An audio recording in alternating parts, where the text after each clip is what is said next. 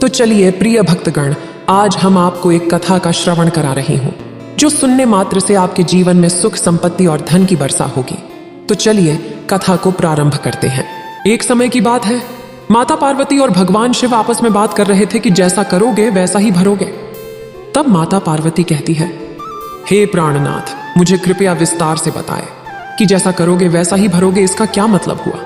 अगर आप यह कहानी सुन रहे हैं तो पूरा सुनिए। इस कथा को आधा अधूरा छोड़कर जाने की गलती मत करिएगा, क्योंकि इस पवित्र कथा को पूरा सुनने से मनचाहा फल की प्राप्ति होगी। इसलिए इस कथा को पूरा सुने। आप शिव भक्त हैं तो भोलेनाथ का अनादर ना करें। तब भगवान शिव माता पार्वती से कहते हैं, हे प्रिय, मैं आपको एक कहानी के माध्यम से बता रहा हूं, कृपया इसे ध्यान से सुने। एक गांव में एक किसान और उसकी पत्नी रहते थे। उनका जीवन बहुत कठिन था। उनके घर के आंगन में एक छोटा सा बगीचा था। किसान ने उस बगीचे में कुछ बैंगन के पौधे लगा दिए थे, लेकिन पौधे पर भी बैंगन नहीं उगा। केवल एक पौधे पर एक ही बैंगन उगा था। उसने अपनी पत्नी से कहा, बगीचे में सिर्फ एक ही बैंगन है, इसको बाजार में नहीं बेच सकते, हम इसे अपने घर पर ही रख लेंगे। कुछ दिन बाद बैंगन कद्दू जैसा बड़ा हो गया। एक दिन किसान उसे तौड़ कर घर लाया और अपनी पत्नी के हाथ में दिया और कहा, लो, आज इसकी सब्जी बना लो। इतना कहकर किसान खेत को चला गया। उसकी पत्नी जब हाथ में चाकू लेकर बैंगन को काटने लगी, पता नहीं कहां से आवाज आई, आहिस्ता आहिस्ता काट, आहिस्ता आहिस्ता। ये सुनकर वो डर गई और चारों तरफ देखने लगी कि कौन बोल रहा है। जब उसे कोई दिखाई न दिया तो किसान की पत्नी ने फिर से चाकू पकड़ा, दोबारा काटने लगी। उसे फिर से वही बात सुनाई दी कि आहिस्ता आहिस्ता काट, आहिस्ता आहिस्ता। अब की बार उसे महसूस हुआ कि बैंगन के अंदर से ये आवाज आ रही थी। ये ख्याल आते ही उसका कलेजा धक से रह गया। बैंगन को जमीन पर फेंककर वो घर से भागकर खेत में जा पहुंची। किसान ने उससे पूछा, कहो क्या बात है, इतनी घबराई हुई क्यों हो? तो उसकी पत्नी ने बताया कि वो बैंगन तो बोलता है। किसान को यह मजाक लगा और हंसता हुआ बोला, हट पगली, कहीं बैंगन भी बोलते होंगे। उसकी पत्नी ने कहा, चलकर अपने कानों से सुन लो। किसान हैरान परेशान अपनी पत्नी के साथ घर पर पहुंचा और बोला, ले अब मेरे सामने बैंगन को काट। पत्नी जैसे ही बैंगन को काटने लगी, फिर से वही आवाज आई, आहिस्ता आहिस्ता काट, आहिस्ता। यह सुनकर किसान फिक्र में पड़ गया और कहने लगा, अच्छा आहिस्ता आहिस्ता ही सही, तू काट तो सही। उसकी पत्नी आहिस्ता आहिस्ता बैंगन काटने लगी, लेकिन ये क्या, जैसे ही बैंगन के दो टुकड़े हुए, उसमें से एक सुंदर सी लड़की निकली। उसे देखकर किसान की पत्नी बड़ी ही खुश हुई और कहने लगी, हमारी तो कोई औलाद नहीं है, तो मैं इसी को अपनी बेटी मानकर पालूंगी। ये बैंगन में से निकली है और बहुत सुंदर भी है, इसीलिए इसका नाम सुंदरी रखूंगी। उसने लड़की को अपने गले से लगाया। फिर किसान ने कहा, बेटी तो तूने रख ली है, लेकिन इसे खिलाएगी पिलाएगी क्या? घर में तो ना दूध है और ना ही रोटी। पत्नी ने कहा, तुम उसकी चिंता ना करो, मैं अपनी बेटी को पाल लूंगी। समय बीतने के साथ साथ सुंदरी बड़ी होने लगी। उसके साथ साथ उसकी सुंदरता भी बढ़ने लगी। एक दिन किसान अपने खेत में काम कर रहा था। सुंदरी भी पास ही अपने पिता का हाथ बटा रही थी। उसी वक्त वहां से राज्य का राजा गुजर रहा था। वह हमेशा वेशभूषा बदलकर अपनी प्रजा का निरीक्षण करने राज्य में घूमता रहता था। उसको कोई पहचान नहीं पाता था। जाते जाते राजा ने सुंदरी पर नजर डाली। उन्होंने एक व्यक्ति से पूछा कि यह किसकी बेटी है? उस व्यक्ति ने उत्तर दिया, यह इसी किसान की बेटी है। राजा ने अपने महल में किसान को बुलवाया। जब किसान महल पहुंचा तो राजा ने कहा, आज जब तुम खेत में काम कर रहे थे तो वहां एक लड़की भी थी, वह कौन थी? किसान ने कहा, वह मेरी बेटी है, पर नहीं भी। राजा बोला, इसका क्या मतलब है? तब किसान ने पूरी कहानी राजा को सुना दी। सब समझकर राजा ने कहा, हम सुंदरी के साथ विवाह करके उसे अपनी रानी बनाना चाहते हैं। किसान हैरान होकर बोला, हुजूर, आप एक साधारण किसान की बेटी से विवाह करेंगे? राजा बोला, हाँ, बिल्कुल करेंगे, हम उसकी सुंदरता से मोहित हो गए हैं। किसान की खुशी की कोई सीमा नहीं थी। वह उत्सुक होकर अपने घर लौट आया और अपनी पत्नी को यह खुशखबरी सुनाई। वो भी बहुत ही खुश हुई। विवाह के लिए जो भी दिन निश्चित हुआ, उस दिन किसान की पत्नी ने सुंदरी को सजाया, संवारा और राजा द्वारा भेजी हुई एक पालकी में बिठाकर उसे राजमहल के लिए रवाना किया। बेटी की विदाई से माँ बाप को बहुत ही दुख हुए। उधर पालकी जब महल में पहुंची तो नई रानी का पूरा आदर सत्कार हुआ। राजा ने नई बहू के घर पर कई बेशकीमती उपहार और धन भी भेजा। महल में सुंदरी का विवाह बड़ी ही धूमधाम के साथ राजा के साथ कर दिया गया। नई रानी को देखकर बाकी सभी रानियां कहने लगी कि नई रानी तो सचमुच बहुत ही सुंदर है। राजा की 2 रानियां और थीं। राजा अपनी तीनों रानियों में से सुंदरी से बहुत ही ज्यादा प्यार करता था। वो हर समय उसी के पास रहता। वो जो चीज मांगती राजा फौरन उसे मंगवा देता। देश विदेश की जो भी बेहतरीन वस्तुएं आती राजा सुंदरी के कमरे में पहले ही उन्हें भिजवा देता। वो जो भी चाहती थी राजा वही करता। बड़ी महारानी कभी कभी सुंदरी से बहुत जलती थी और क्रोधित होती रहती थी। महल के सभी लोग नई रानी की सुंदरता की तारीफ किया करते थे। इससे महारानी और भी जलती थी। वह सोचती थी कि किसान ने राजा को अपने वश में किया है। एक दिन महारानी ने सुंदरी से पूछा कि छोटी रानी, तुम्हारी जान कहाँ है? सुंदरी ने उत्तर दिया, अरे बड़ी बहन, मेरी जान तो मेरे शरीर में ही है। महारानी ने कहा, यह नहीं हो सकता। तुम तो इंसान के पेट से पैदा ही नहीं हुई, इसलिए तुम्हारी जान शरीर के अंदर नहीं हो सकती, जरूर कहीं और रखी होगी। महारानी ने कहा, तुम मुझे बताओ, मैं ये बात किसी को नहीं बताऊंगी। सुंदरी ने महारानी से फिर यही कहा, नहीं बहन, मेरी जान इसी शरीर में है। तो रानी ने कहा, अब तुम बता भी दो कि तुम्हारी जान कहाँ पर है। सुंदरी बोली, बहन ये बात बताना मना है। तब महारानी ने कहा, भला अपनी बड़ी बहन को बताने में क्या हर्ज है। सुंदरी बोली, नहीं बहन, सगे घर वालों को भी ये बात बताने की इजाजत नहीं है। छोटी रानी ने बात ना बताई, मगर महारानी ने भी उसका पीछा नहीं छोड़ा। खाते पीते, सोते, जागते, उठते बैठते वो सुंदरी से यही बात पूछती रहती थी कि उसकी जान कहाँ है। इसी तरह से 1 साल बीत गया। दिन रात वही सवाल सुनते सुनते छोटी रानी बेचारी परेशान हो गई थी। आखिर तंग आकर एक दिन उसने कह दिया, अच्छा किसी दिन बता दूंगी। महारानी ने हंसकर कहा, सुंदरी याद रखना, तुमने वादा कर दिया है, रानी होकर झूठ मत बोलना। ये बात सुनकर सुंदरी डर गई। वो सोचने लगी, आज मैंने बिना सोचे समझे ये क्या कह दिया। अब तो महारानी को इस बारे में बताना ही पड़ेगा कि मेरी जान किस चीज में है।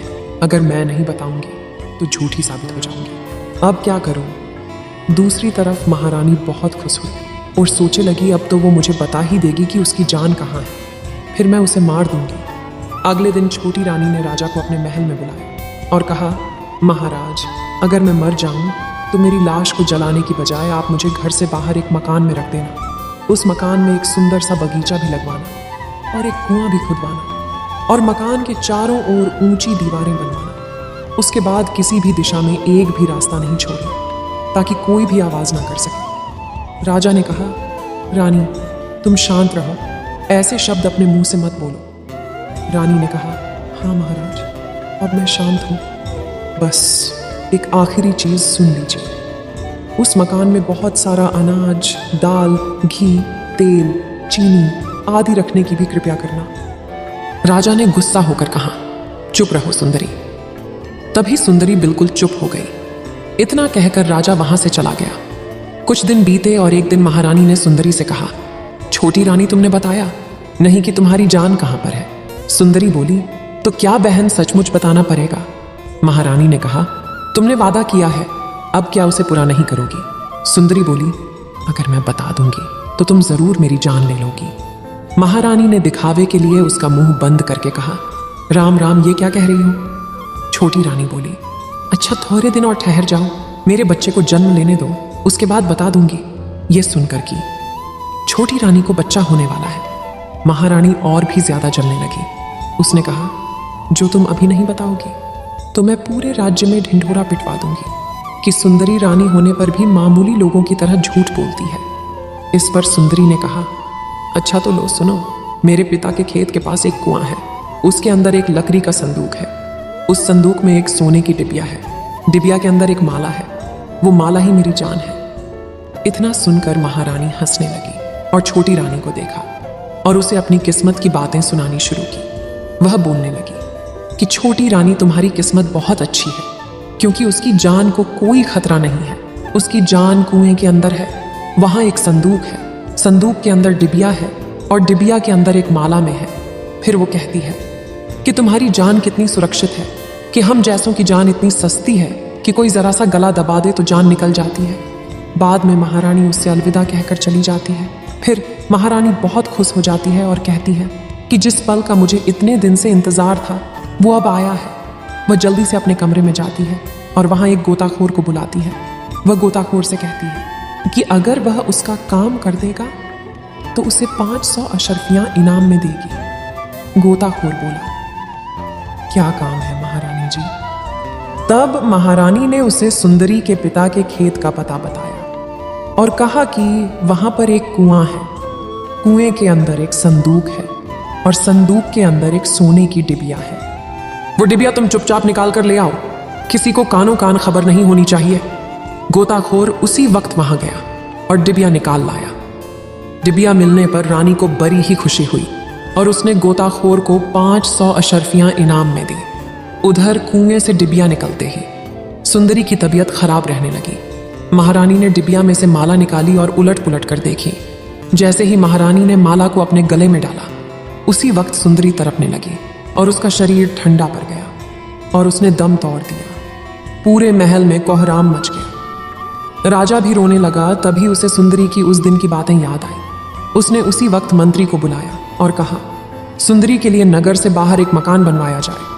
मंत्री जी ने कहा, अब मकान का क्या होगा? हुजूर, अब तो रानी के मृत शरीर को जला देना चाहिए। तभी राजा बोला, नहीं, सुंदरी की यही इच्छा थी। नगर के बाहर एक मकान बनवाए और सुंदरी को पलंग समेत वहां पर पहुंचा दीजिए। इसके अलावा राजा ने वो सब बातें भी कहीं जो सुंदरी ने उससे करने के लिए कहा था। मंत्री ने कहा, आपकी इच्छा के अनुसार सुंदरी ने जैसा कहा वैसा ही मकान बनवाया गया है। मकान के चारों ओर ऊंची दीवारें खड़ी कर दी गई हैं। दिन बीतते गए और इसी तरह 1 साल बीत गया। छोटी रानी की मौत से महारानी बहुत खुश थी। उसका कलेजा ठंडा हो गया था, लेकिन राजा सुंदरी की याद में दुखी रहता था। छोटी रानी की याद आते ही उसकी आंखें भर आती थी। वह अक्सर सोचता था कि सुंदरी ने मुझसे यह क्यों कहा कि महाराज, मेरे शरीर को नहीं जलाना। क्या सुंदरी एक बार फिर से जीवित हो सकती है? सुंदरी के मकान को देखकर राजा सोचता था कि शायद वह इस मकान में सो रही है, पलंग पर बैठी हुई है। वह जाग कर शायद मुझे वहां ढूंढती है और चाहकर भी उसे बाहर निकलने का रास्ता नहीं मिल रहा हो। यही सोच सोचकर राजा अपने मन में विचार किया करता था। एक दिन जब वो राज्य में घूम रहा था तो अचानक उसने किसी के मुख से सुना कि उस मकान के अंदर से किसी बच्चे के रोने की आवाज आती है। राजा ये सुनकर चौंक पड़ा और सोचने लगा, यहां बच्चा कहां से आया? राजा दीवार तोड़कर मकान के अंदर चला गया। वहां राजा ने देखा कि सुंदरी तो पलंग पर मृत पड़ी हुई थी, लेकिन उसके बगल में एक सुंदर सा लड़का था। राजा ने उस लड़के को गले से लगा लिया। थोड़ी देर में बच्चे को नींद आ गई तो राजा ने उसे सुंदरी की बगल में वापस लेटा दिया और खुद मकान के बाहर चला गया। महल पहुंचकर राजा सोचने लगा कि हो ना हो ये बच्चा सुंदरी का ही है। दूसरे दिन राजा फिर से वहां पर गया। लेटे हुए बच्चे को एक खिलौना दे दिया। अब तो राजा रोज सुंदरी के मकान में आने लगा। वो बच्चे के लिए तरह तरह के खिलौने और खाने के लिए मिठाइयां लेकर आता था, लेकिन मकान में कोई नई बात नजर नहीं आ रही थी। वो हर रोज देखता कि सुंदरी जिस तरह से परी थी उसमें कोई बदलाव ना आया था। धीरे धीरे दिन बीतने लगे और बच्चा बड़ा होने लगा। जब वो 2-3 साल की उम्र का हुआ तो वह कुछ शब्द टूटे फूटे रूप में बोलने लगा। एक दिन राजा ने इशारा करके सुंदरी की ओर देखते हुए पूछा कि ये कौन है? छोटे बच्चे ने उत्तर दिया, माँ। फिर राजा ने पूछा, खाना कौन बनाती है? बच्चे ने उत्तर दिया, माँ, रात को। तो राजा ये बात सुनकर हैरान हो गया। उसने बच्चे से कहा, तुम अपनी माँ से पूछना कि राजा जी ये पूछते हैं कि तुम दिन में क्यों सोती हो और रात को क्यों जागती हो। अच्छा, मैं तुमसे और एक सवाल पूछूंगा। फिर राजा महल में लौट आए। रात को सुंदरी ने जैसे हर रोज की तरह उठकर खाना तैयार किया। जब बच्चे ने खाना खाना शुरू किया तो उसने पूछा, माँ, मेरा पेट तो पूरा भर गया है। सुंदरी बोली, लेकिन तुम्हारा पेट कैसे भर गया? बच्चा बोला, राजा ने आज उसे बहुत सारी मिठाई खिलाई और ये भी पूछा था कि तुम्हारी माँ रात को जागती क्यों है और दिन को सोती क्यों है। सुंदरी समझ गई कि राजा ने आकर सब कुछ देख लिया है। उसने सोचा कि अब छुपाने से क्या होगा। उसने बच्चे से कहा, देखो, ये जो राजा जी यहाँ पर आते हैं वो तुम्हारे पिता है। आज तुम महाराज के पैर छूना और कहना महाराज माँ की जान जिस माला में है वो महारानी के पास है। महारानी दिन भर उस माला को पहने रखती है, इसीलिए माँ सारा दिन बेहोश पड़ी रहती है। रात को सोते वक्त जब महारानी माला को गले से उतार देती है, इसीलिए माँ उस वक्त जाग उठती है। फिर वो पलंग से उठकर नहाती धोती है और मुझे खाना खिलाती है। दूसरे दिन जब राजा आया तो बच्चे ने सारी बात कह सुनाई। सारा मामला राजा को समझ में आ गया। महारानी पर उसे बहुत ही गुस्सा आया और उसने मन ही मन में महारानी को सबक सिखाने की ठान ली। महल में जाकर राजा ने महारानी से कहा, महारानी, हमारे मित्र का एक बहुत ही प्यारा बेटा है, मैं उसे बहुत ही प्यार करता हूँ, मैं उसे महल में लाना चाहता हूँ। महारानी ने कहा, बच्चे तो मुझे भी बहुत पसंद है, आप उसे ज़रूर लेकर आइए। तब राजा बोला, परंतु एक बात है, वो लड़का बहुत ही ज़िद्दी है। जो चीज़ मांगता है जब तक वो मिल ना जाए तब तक रो रो कर आफत खड़ी कर देता है। रानी ने कहा, तो क्या हमारे महल में किसी चीज़ की कोई कमी है? वो जो भी चीज़ मांगेगा उसे दे दी जाएगी। तो राजा बोला, अच्छा तो मैं उसे लाता हूँ। ये कहकर राजा सुंदरी के मकान में गया और लड़के से कहने लगा, जब महारानी तुम्हें गोद में ले उसी वक्त उसके गले की माला पकड़ लेना और जोर जोर से रोना शुरू कर देना। जब तक रानी तुम्हें वो माला ना दे तुम रोते ही रहना। इतना समझाने के बाद राजा लड़के को उसकी महारानी के पास महल में ले आया। महारानी ने उसे गोद में ले लिया और कहा, लड़का बहुत ही प्यारा है। लड़का उस वक्त माला लेने के लिए बहुत जोर जोर से रोने लगा। रानी ने उसे समझाने की कई कोशिशें की। विभिन्न प्रकार की मिठाई, खिलौने और अन्य चीजें प्रस्तुत की गईं, लेकिन वह किसी भी तरह से मानने के लिए तैयार नहीं था। तब राजा ने उदास होकर कहा, दूसरे के बच्चे को क्यों रुलाती हो? वह क्या मांगता है? रानी ने उत्तर दिया, मेरे गले की माला मांगता है। राजा बोला, तो तुम इसे क्यों नहीं देते? रानी ने कहा, नहीं, यह माला मैं किसी को नहीं दे सकती। फिर सोचकर महारानी थोड़ी देर में खुद ही बोली कि इस माला को बच्चे को दे दूंगी, लेकिन मैं इस माला को किसी और को नहीं दे सकती। अगर मैं इसे नहीं दूंगी तो यह लड़का रोकर मर जाएगा। फिर भी दूसरे के बच्चे को घर लाकर हम उसे मारने का कोई इरादा नहीं रखते हैं। रानी ने बच्चे की रोने की स्थिति देखकर उस पर दया की और फिर सोचने लगी, छोटी रानी तो अब मर ही चुकी है, थोड़ी देर के लिए ये माला बच्चे को दे दी जाए तो क्या हर्ज है। उसने कहा कि इस समय तो मैं माला दे देती हूँ, लेकिन जब लड़के का मन बहल जाए तो माला मुझे वापस ला देना। राजा ने कहा, हाँ, ऐसा ही किया जाएगा। महारानी ने माला निकालकर राजा को दे दी और राजा लड़के को लेकर महल से बाहर चला आया। फिर उसने चुपचाप अपने मंत्री को बुलाया और सुंदरी के मकान की सारी चारदीवारी को तोड़ने का आदेश दिया। मंत्री ने ऐसा ही किया। राजा ने अंदर जाकर सुंदरी के गले में वो माला डाल दी। माला पहनते ही सुंदरी उठ गई। राजा ने सुंदरी से कहा, अभी 2-4 दिन के लिए तुम यहीं पर रहो, बाद में मैं तुम्हें महल में ले जाऊंगा। उस रात राजा जब राजमहल में पहुंचा तो महारानी ने पूछा, आज इतनी रात तक कहां पर थे आप? राजा बोला, मैं अपने सेनापति और मंत्रियों से सलाह मशवरा कर रहा था। रानी बोली, क्या सलाह मशवरा कर रहे थे आप? राजा ने कहा, एक दूसरे देश का राजा हमारे देश पर हमला करने वाला है, इसीलिए तुम्हारी सुरक्षा को देखते हुए ये सलाह कर रहे थे कि तुम्हें कहां पर छुपा कर रखा जाए, जहां पर तुम सुरक्षित रह सको। रानी बोली, हे राम, ये युद्ध के नाम से तो मुझे बड़ा ही डर लगता है, तो क्या फैसला किया आपने? राजा ने कहा, जमीन के नीचे एक तहखाना बनाकर उसमें तुम्हें रखा जाएगा।